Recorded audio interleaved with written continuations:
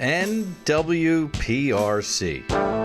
Yeah, we take a tour of the Northwestern establishment, hosted by none other than Mr. John Davis. He takes us through how his construction experience ultimately affected what he's got going on in the shop. Great tour with John.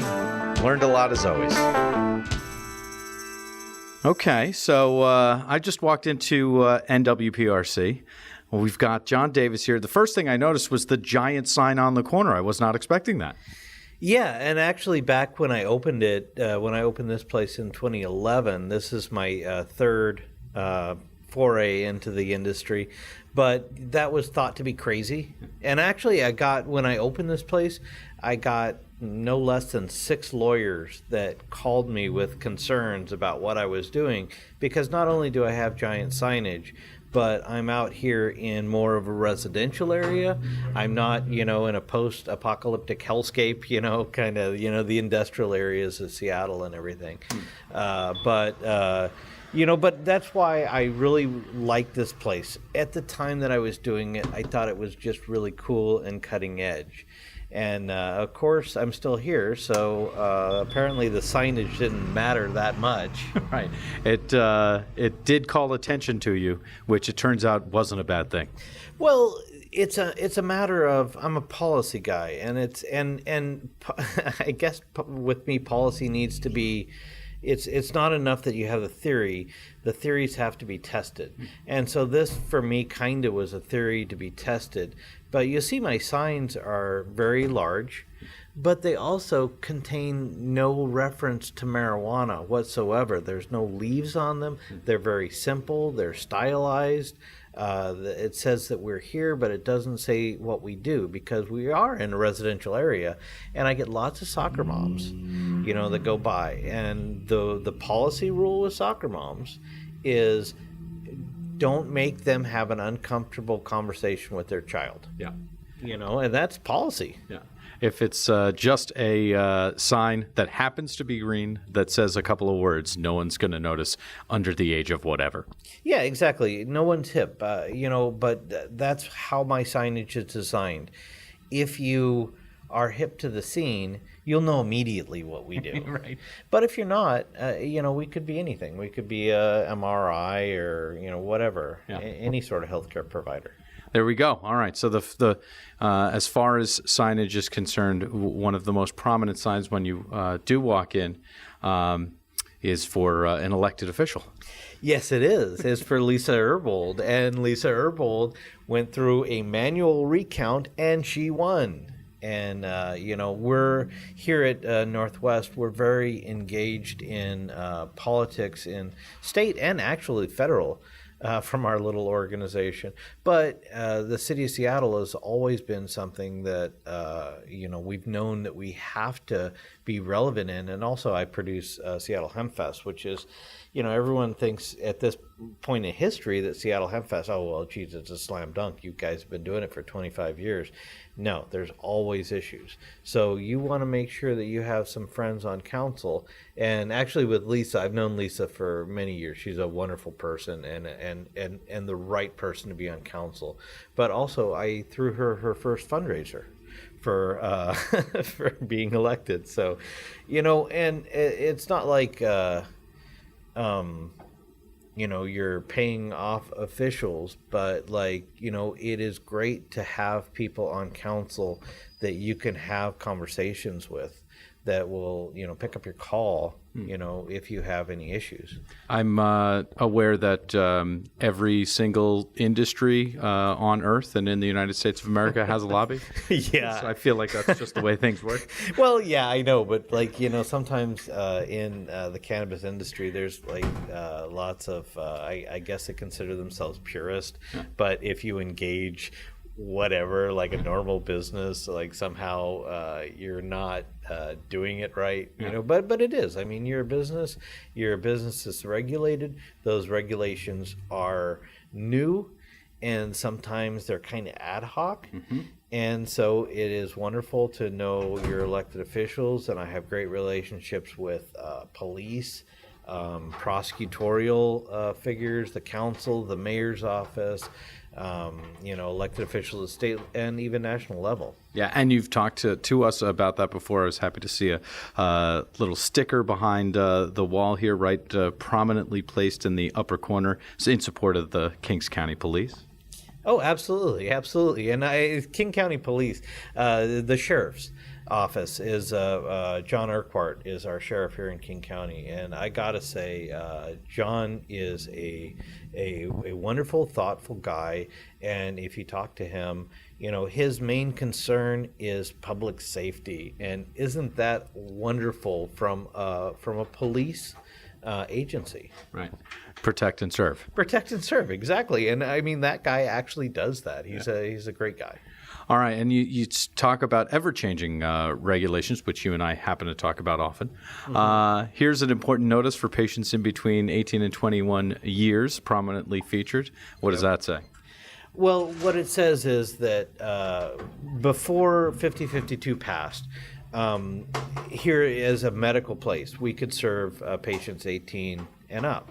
But 5052 says, look, if you're 18 years old and you have a doctor's recommendation, you still need someone 21 years old to purchase your cannabis for you. So we're watching these laws as they go through, and we're watching the language. So after these things pass, we're on the phone saying, this is my interpretation of this. Is this what your interpretation also is?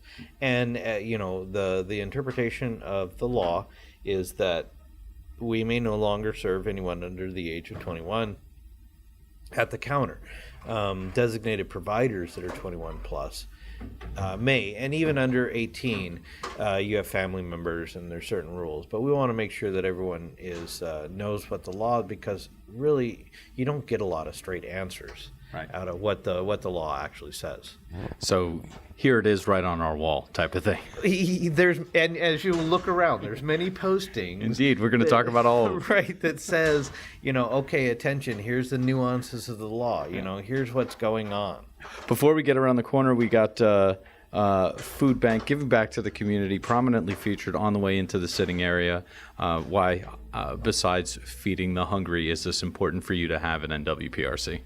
Well, besides feeding the hungry, like when I founded this company, it wasn't a get-rich-quick scheme. It was because I was involved in drug policy, and it seemed to fit my life better. But when I was very thoughtful about, as I say, this is my third foray into the cannabis business, and I learned a lot of lessons.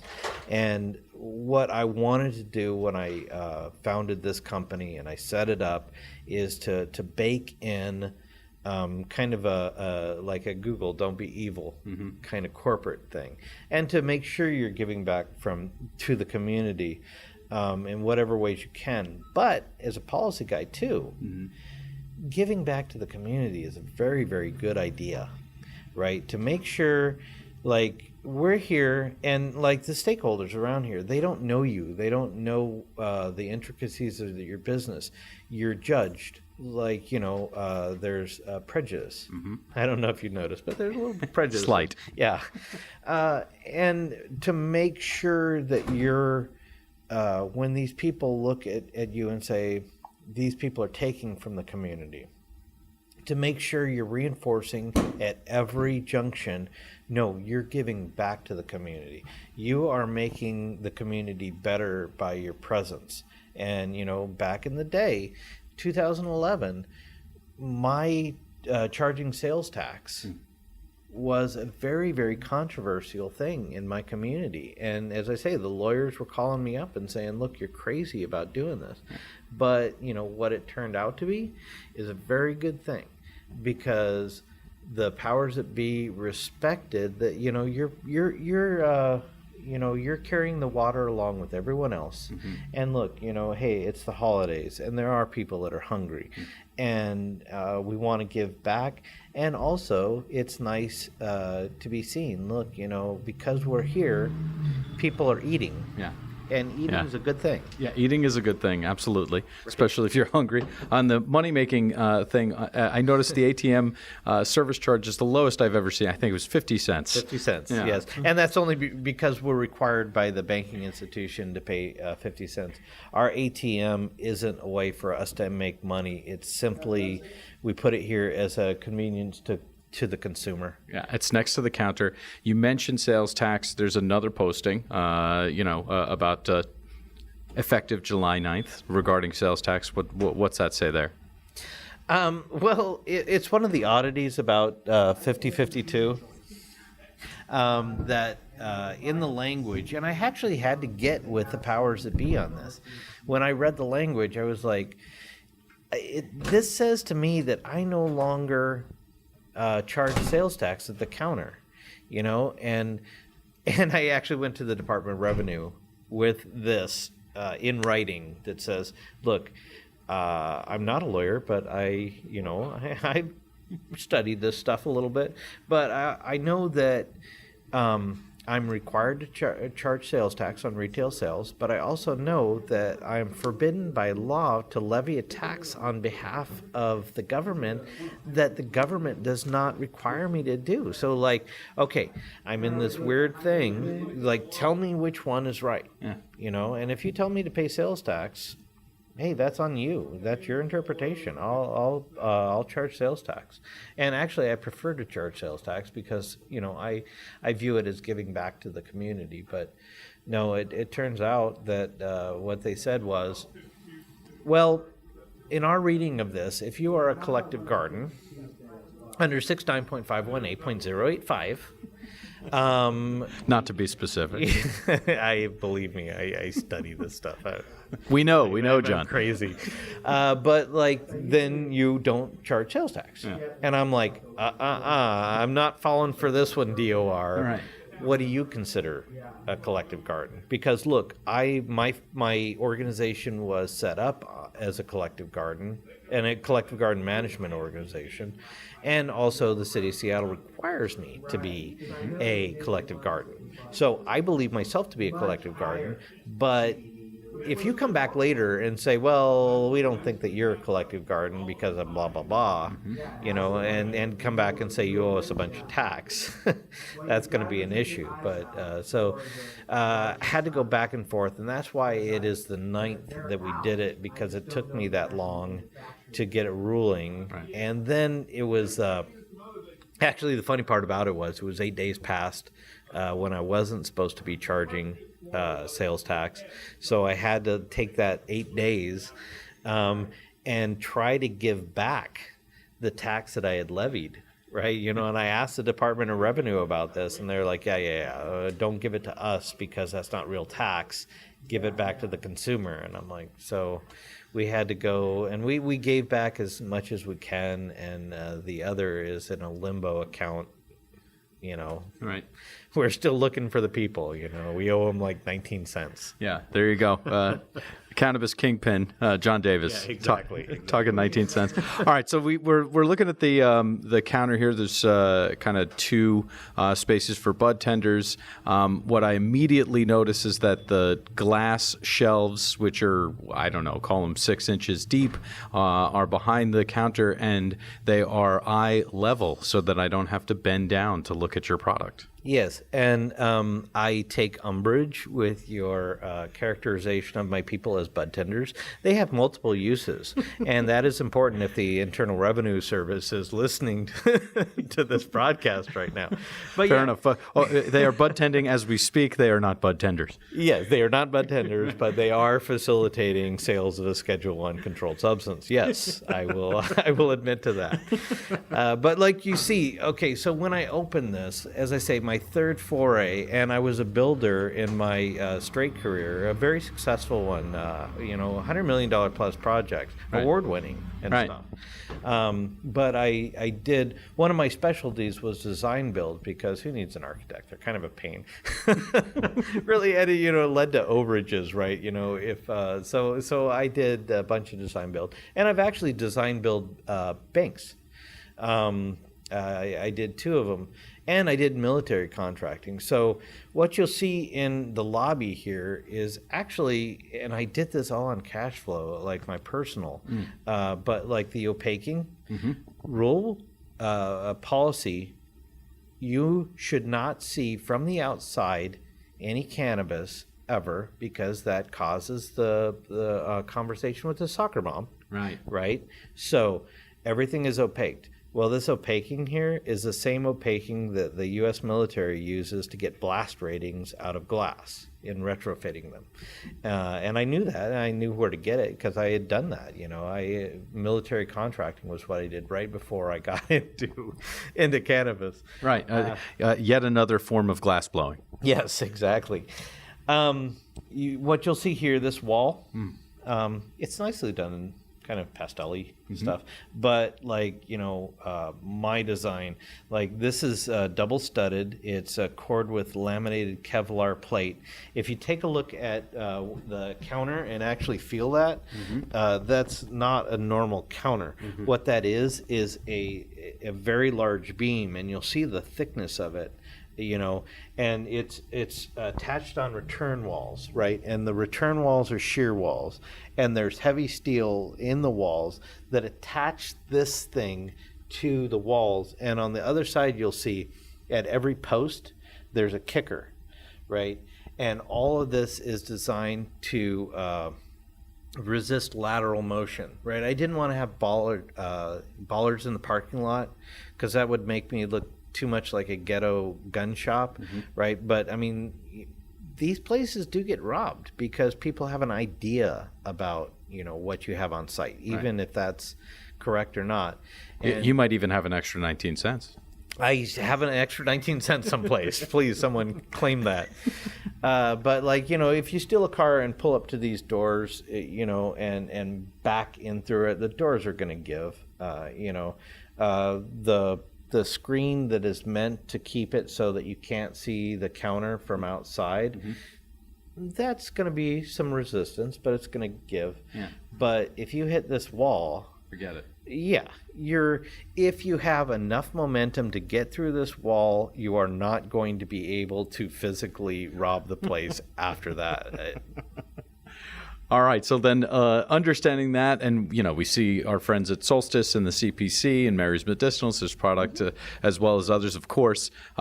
Shall we go back? Yeah. And let me just kind of point out, so this is all bank standard. As I say, I've designed build banks. And here's the glass. Right. Okay. This is pretty easy to work with, actually. And from a buildability point of view, it actually was, this made it a lot easier. But this is 1 1/4" ballistic acrylic. All these are bank standard merchant windows. Everything is set up high as opposed to down low, because when I opened this place, my target demographic, realizing that the 18 to 24-year-old male sick and dying were overserved in Seattle at that point, I wanted to make my, and you'll see by the people coming in, my demographic target when I opened this place was a 50-year-old female, because they're underserved, right? And I rock my older people, but my older people, they can't bend down and look in the cases and everything. So keeping it up high where they could really basically press their eye up against the glass and see everything turned out to be not only really good, but from a buildability point of view, it made it a hell of a lot simpler. And so I like the design that we ended up coming out with. And what I learned from my second was kind of almost a prototype of this, but there's an ADA bathroom for the people in the lobby, and there's also an ADA bathroom in the back, and that's important. You didn't have to retrofit that. No, actually, yeah, it came. I already had the plumbing when I built it, right? So it was good, but that's an important. I'm saying thing. Retrofitted ADA. No, right? Okay. No, but it's important that you have that restroom out here to serve the customers, because my second one, I only had the bathroom in the back, figuring nobody needed a restroom out here. it led to issues because, patients would come up and say, hey, look, I'm going to use the bathroom someplace and I'm in your lobby currently. Would you rather me go where there's a toilet?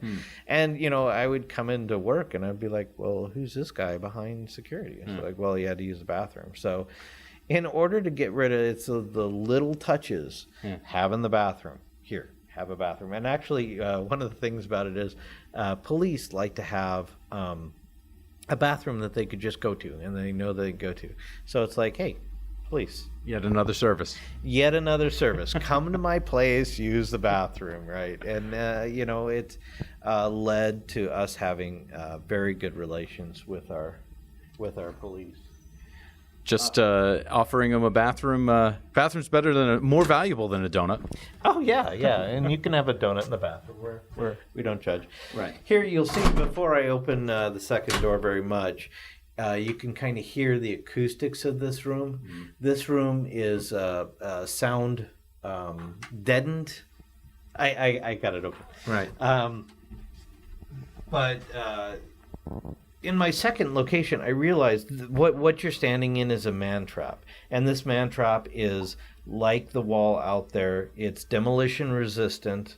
The large window in here is 1.25" ballistic acrylic. These doors, again with the military contracting, these are the same doors that give you a blast rating in the U.S. military. So they're heavy doors. There are no screwing around. You'll see these oversized strike guards. You'll see they have pins in them, so you can't pry it. And if you take and try to ram through these, you'll see that the metal trim of these are actually set around the shear wall, the demolition resistant shear wall in here. So if you're trying to ram your way through, it's probably easier to actually go through the wall than it is to go through the door. And believe me, the wall is not going to be friendly to you. Right. But this room also, in my second iteration, I realized that was my first man trap that was between the customer and the secure. My very first man trap was a man trap into the facility. But this gives me a place. You still to this day have what my partner calls Johnny Backpack. And Johnny Backpack shows up with a backpack full of California weed. And he's like, hey, I'm here to sell you some weed. Right. And, I have professionals here. My clientele, I have doctors, I have lawyers, I have a 4-star general that's a regular, U.S. Army retired. But they don't want, they like that there's no sketchiness here. Right. And this room allows me to take Johnny Backpack in and say, listen, homie, we don't play that. Right. And that's why this window, you'll see these very small speak-throughs. Yeah.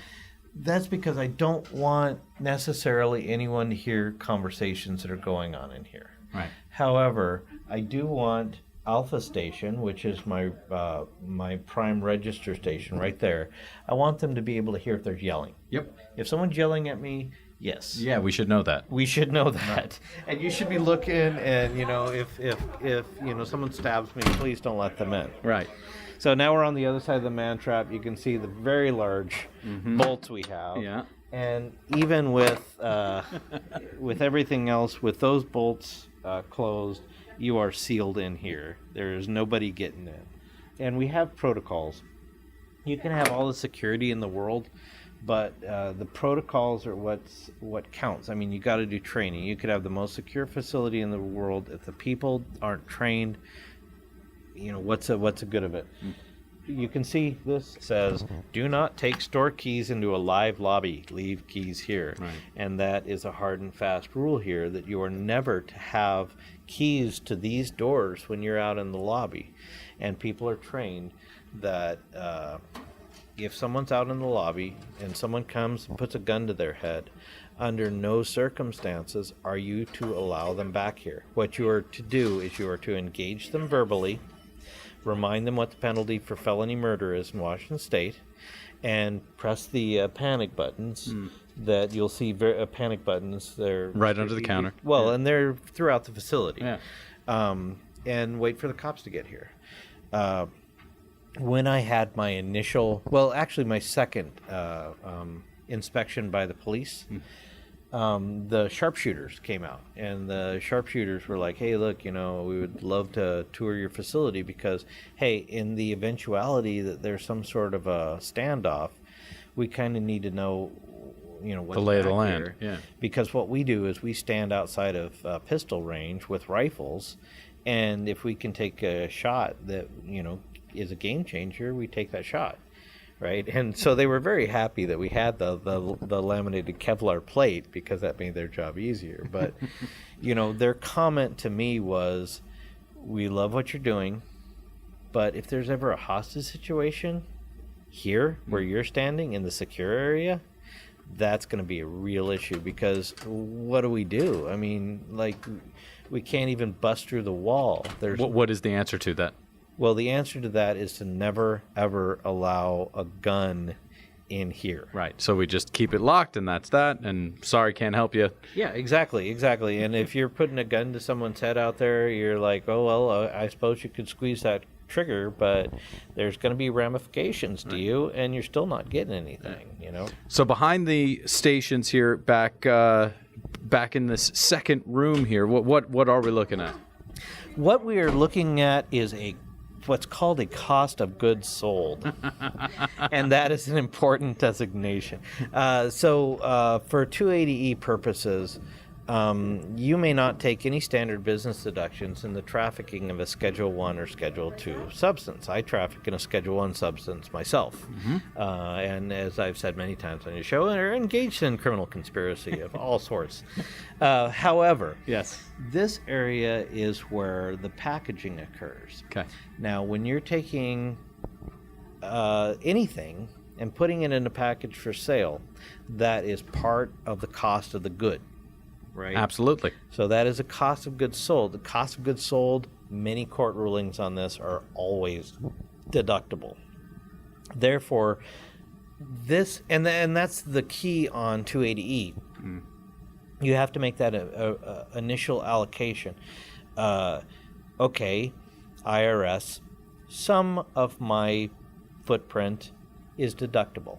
Everyone agrees? There's court rulings on this? Yes. Okay, now we're talking percentages, right? And that is essential for to survive a 280E thing. And as I was saying earlier, my people, they don't just traffic in a Schedule 1 substance. Right. They also package Right. and do other things that are cost of goods sold, which everyone agrees is deductible. Right. Therefore, it is not. You can't make the argument that the payroll for these people is not deductible. What percentage? Right. It's almost like, to make an analogy, the Trader Joe's staff, they are always doing multiple jobs. So they do absolutely do counter work, but they also do stocking. So same type of situation. Yeah, and stocking inventory, cost of goods sold, deductible. There we go. Right, so it's a matter of making sure that you have that argument. I mean, I've seen so many people wade into the business, and they don't take the time to make that initial argument, and they get into tax time, and then they're like, holy crap. Like, I could pay 280E compliant and go out of business, or I could just forget 280E exists and roll the dice, or I could just not pay taxes at all, right? And I'm still surprised, still to this day, that take the third option. It's like, wow, this is tough. I'm just not going to pay my taxes, and I hope no one notices. And those folks are, they'll be here for a short time if they're still here, type of thing. Yeah. The corporate vision, when I said it as Chief Executive Officer at Northwest Patient Resource Center, I actually spent a lot of time thinking about this because I built this place, and that gave me lots of time to kind of consider this stuff.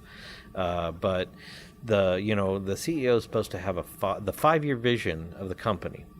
And what is a 5-year vision in the marijuana industry? It's like, I have a 5-minute vision, right? Especially back in 2011. But and I was thinking, I want to have it that's something that's not esoteric, that's relatable, so that my staff could easily understand it. And so my 5-year vision became very simple. My 5-year vision is to be open in 5 years. And that's it. All decisions of this company are based on that easy principle. Is this going to make you $10,000 tomorrow? Does not matter. The 5-year vision is to be open. And in 5 years, if we're still open, someone's going to give us $10,000. Right? Fantastic. Sean Davis, thank you so much for the tour. Yeah, no problem. And that's what goes on at NWPRC. That's how they are put together. And that's what the 5-year plan is. Always great to get a sense of what's happening behind the doors at any dispensary. For anybody outside of the industry, it's always good for you to know that inside of a dispensary, one of the most boring places on earth.